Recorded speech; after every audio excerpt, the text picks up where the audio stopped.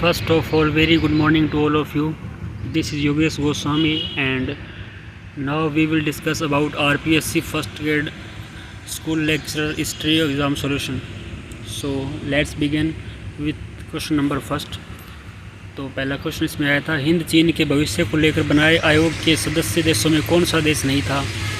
तो इसमें भारत, पोलैंड और कनाडा तो थे, लेकिन फ्रांस देश इसमें शामिल नहीं था. क्वेश्चन नंबर 2 है, 1947 के चीनी गृह युद्ध की प्रारंभिक अवस्था में कुओमिंतांग सेना ने किस शहर पर अधिकार कर लिया. तो इसका आंसर होगा मंचूरिया, मुकदेन एंड चांगमुन, यानी ACD, जो ऑप्शन नंबर 2 में दे रखा है. राजस्थान में राजन्य जनपद अंकित सिक्के किस क्षेत्र से प्राप्त हुए. तो इसका आंसर होगा Tonk, option number 4. Next question है, हिटलर की किस नीति ने जर्मनी को एक अधिनायकवादी राज्य में बदल दिया. तो जो हिटलर है ना, उसकी न्यूरमबर्ग कानून है ना, जो न्यूरेनबर्ग लॉज, ऑप्शन नंबर 4, ये इसका आंसर होगा 4th नंबर क्वेश्चन का. फांसी इटली में 6 से 8 वर्ष के बच्चों के लिए विशेष संगठन कहलाते थे. तो इसका आंसर होगा son of wolf, option number 3. Sykes Picot समझौता निम्न में से किससे संबंधित है. तो इसका आंसर होगा ओटोमन साम्राज्य का विभाजन, ऑप्शन नंबर 3. राजस्थान के किस शासक ने 1857 की क्रांति के दौरान अपने राज्य की सीमा के बाहर जाकर अंग्रेजों की सहायता की. तो बीकानेर के जो सरदार सिंह है, उन्होंने अंग्रेजों की सहायता की थी. नीचे दिए गए कोड की सहायता से राजपूताना राज्यों के भारतीय संघ में एकीकरण का सही कालानुक्रमिक क्रम चुनिए. तो इसमें ऑप्शन नंबर 2 आएगा. पहले तो प्रथम राजस्थान संघ, उसके बाद मत्स्य, उसके बाद वर्ध राजस्थान एंड लास्ट में मत्स्य संघ का वृद्ध राजस्थान में समावेशन, यानी ऑप्शन नंबर 2. निम्न में से कौन सा ग्रंथ जयपुर नगर के निर्माण के साक्ष्य के रूप में उपयोगी है. तो बुद्धि विलास है ना, वो ग्रंथ है जो जयपुर नगर के निर्माण के साक्ष्य के रूप में है. आर्य समाज धार्मिक व सामाजिक आंदोलन ही नहीं अपितु राष्ट्रीय आंदोलन भी था. यह दी हिस्ट्री ऑफ कांग्रेस में किसने कहा था. तो पट्टाभी सिद्धारमैया ने कहा था, ये ऑप्शन नंबर 1. निम्न में से किस क्रांतिकारी विचारधारा वाले व्यक्ति को केसरी सिंह बारठ द्वारा खोले गए जोधपुर छात्रावास का वार्डन नियुक्त किया गया था. सोमदत्त लहरी, इसका आंसर होगा ऑप्शन नंबर 3. जयपुर रियासत के उनियारा की चित्रशैली में किस शैली के अभिलक्षण पाए जाते हैं. तो कोटा और बूंदी शैली. रियासतों को भारतीय संविधान सभा के साथ विचार विमर्श करने के लिए किस पूर्व संस्था को वार्ता समिति में परिणित किया गया था. तो चैम्बर ऑफ प्रिंसेस की स्थायी समिति, ऑप्शन नंबर 3. चित्तौड़गढ़ के कालिका माता के मंदिर का निर्माण कब किया गया. तो 8वीं शताब्दी के प्रारंभिक काल में, ऑप्शन नंबर 3. बावड़ियों को उनके निर्माणकर्ता के साथ सम्मिलित करते हुए सही कूट का चयन करें. तो त्रिमुखी बावड़ी उदयपुर में वो राम रसदे ने बनाई थी. नौलखा डूंगरपुर है वो परिमल देवी ने.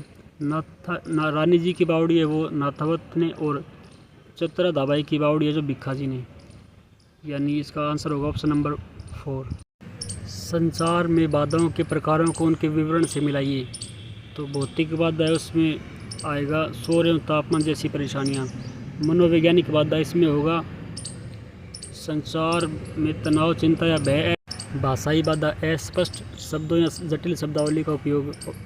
तकनीकी बाधा में होगा कमज़ोर इंटरनेट कनेक्शन या खराब सर्वे गुणवत्ता, यानी ऑप्शन नंबर 3. संपर्क संप्राप्ति प्रतिमान का उपयोग करने वाला या वाली एक शिक्षक या शिक्षिका किसी नए विषय को पढ़ाने जा रहा है. विद्यार्थियों को अवधारणा समझने में सहायता करने के लिए सबसे पहले उसे क्या करना चाहिए. तो सबसे पहले अवधारणा के उदाहरण और गैर उदाहरण प्रस्तुत करने चाहिए, यानी ऑप्शन नंबर 4. नीचे अग्रिम संगठक प्रतिमान की संरचना के दूसरे चरण से संबंधित गतिविधियां दी गई है.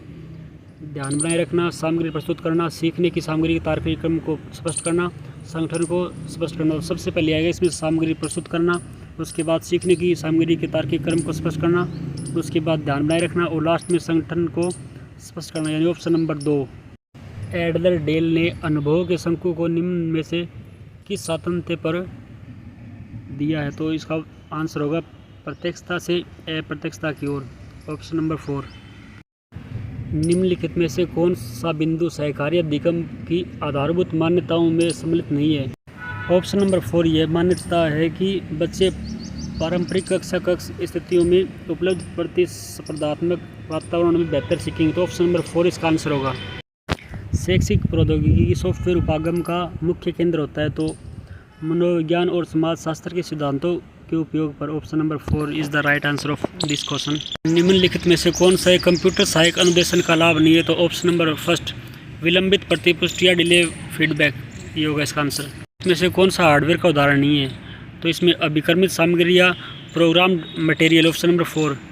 एक प्रणाली उन्मुख शिक्षक को मुख्य रूप से क्या करना चाहिए? तो प्रतिपुष्टि के आधार पर शिक्षण रणनीतियों को परिवर्तित करना चाहिए, option number 1 is the correct answer.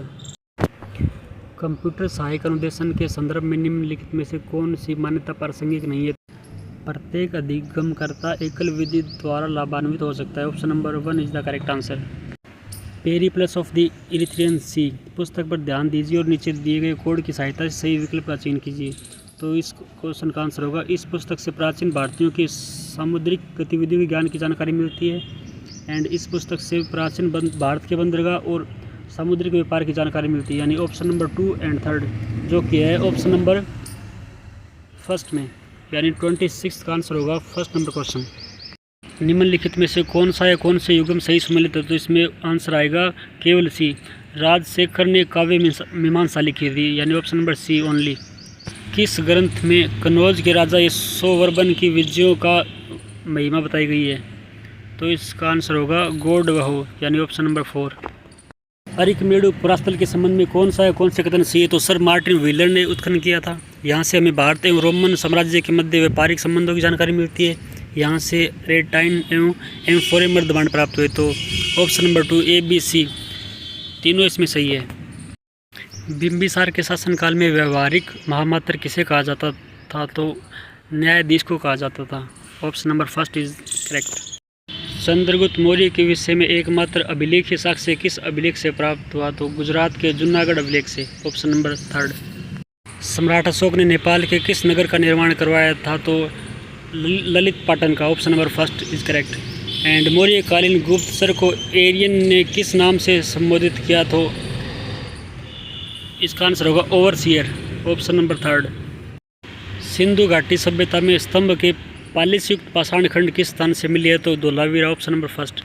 निम्नलिखित में से कौन सा सिंधु घाटी स्थल बलूचिस्तान में स्थित नहीं है? तो संगोल, ऑप्शन नंबर फर्स्ट। महाजनपद काल में कुरुओं ने जिस भूभाग पर अधिकार किया था वह फैला था, तो वह गंगा नदी से सरस्वती नदी तक, option number 4 is the correct answer of 36 number question. Balban के उस बेटे का नाम बताइए जिसने अफगानिस्तान के तैमूर खान के घातक हमले से रक्षा करते हुए अपनी जान दे दी। तो मोहम्मद था वो, ऑप्शन नंबर 4। अलाउद्दीन खिलजी की विस्तारवादी नीति के संदर्भ में निम्न कथनों पर विचार कीजिए। तो फर्स्ट है 1299 में गुजरात के विरुद्ध उसके सेनापति जफर खान और उलग खान ने सेना का नेतृत्व किया। उसने देवगिरी पर 3 बार आक्रमण किया और उसे अपना करदाता शासक बनाया। दक्षिण भारत के सभी अभियानों का नेतृत्व उसके दास सेनापति मल्लिक काफूर ने किया। तो इसमें तीनों ऑप्शन सही है, ऑप्शन फर्स्ट, सेकंड और थर्ड, यानी ऑप्शन नंबर 2। मौर्य काल में निम्नलिखित में से किस प्रकार के ग्राम को कर से छूट थी? तो परिहारक को छूट थी। एंड अशोक स्तंभों की लाट के बारे में निम्नलिखित कथनों पर पढ़िए। स्तंभों की यष्टि यानी लाट नकाशी से सुसज्जित थी, उनकी सतह चमकदार थी। स्तंभों की यष्टि या लाट एकास्म थी। तो इसमें तीनों ऑप्शन सही है, A B C। So option number 2 is the correct answer. Bengal के तुगरिल खान के विद्रोह के दमन के पश्चात बलबन ने किसे वहां का गवर्नर नियुक्त किया? तो Bughra Khan, option first is the correct answer of 41 number question. सल्तनत काल के उस शासक का नाम बताइए जिसने अपने पुत्र को गवर्नर नियुक्त करते समय यह सलाह दी थी कि अपने किसानों को अनुचित कार्यों से बचावे। तो वह था अलाउद्दीन खिलजी। निम्नलिखित में से किस दिल्ली सुल्तान ने ऋण पंजिकाओं को समाप्त किया था? तो वो भी अलाउद्दीन खिलजी था, ऑप्शन नंबर 4। सल्तनत शासकों के सैन्य संगठन में हाथियों का प्रभारी कौन अधिकारी था? तो वो अधिकारी शाहना-ए-फिल होता था, ऑप्शन नंबर 4। निम्नलिखित में से किस मंगोल नेता ने मोहम्मद तुगलक के समय दिल्ली पर आक्रमण किया था? तो Tarmashirin, option number 3 is the correct answer of 45 number question. निम्नलिखित में से किसने वारंगल का नाम बदलकर सुल्तानपुर कर दिया था? तो Muhammad bin Tughlaq, option number first is correct. And निम्न में से किस दिल्ली के सुल्तान से ग्वालियर के शासक मंगल देव ने संघर्ष किया था? तो इल्तुतमिश, यानी option number 3 is the correct answer. Punjab के रणजीत सिंह के संदर्भ में निम्न में से कौन सा कथन या कौन सा कथन सही है? तो इसमें होगा रणजीत सिंह ने अमृतसर पर अधिकार कर लिया, तो ऑप्शन नंबर 2 इसमें करेक्ट है। एंड इसके साथ ही अफगानिस्तान के जमान शाह के समर्थन द्वारा रणजीत सिंह ने लाहौर पर अधिकार किया था, यानी ऑप्शन फर्स्ट एंड ये स्टेटमेंट 2 एंड फर्स्ट दोनों सही है, तो ऑप्शन नंबर 2 इज़ करेक्ट। अगस्त 1765 में आंतरिक व्यापार के नियंत्रण को विनियमित और नियमित करने के लिए ईस्ट इंडिया कंपनी द्वारा बंगाल में निम्न में से कौन सी वस्तु शामिल नहीं की गई? तो इसमें तंबाकू, ऑप्शन नंबर फर्स्ट। निम्नलिखित में से कौन सा कथन एकता प्रणाली के संबंध में सत्य नहीं है? तो इसमें ऑप्शन नंबर 2 एकता हस्तांतरणीय नहीं थे, option number 2 is the correct. इस वीडियो में हमने 50 क्वेश्चन कवर कर लिए, तो इसका पार्ट 2 एंड 3 और आएंगे। तो अगर वीडियो अच्छा लगा हो तो वीडियो को लाइक करना और नीचे कमेंट करके बताना कि आपको क्या खामियां लगी, क्योंकि मैं तो अभी यूट्यूब पे नया हूँ, तो भाई को सपोर्ट करना और चैनल को सब्सक्राइब करना। And thanks for watching. और अगर कोई भी आपको राय देनी है तो कमेंट सेक्शन में जाके दे सकते हो। So thanks for watching, take care.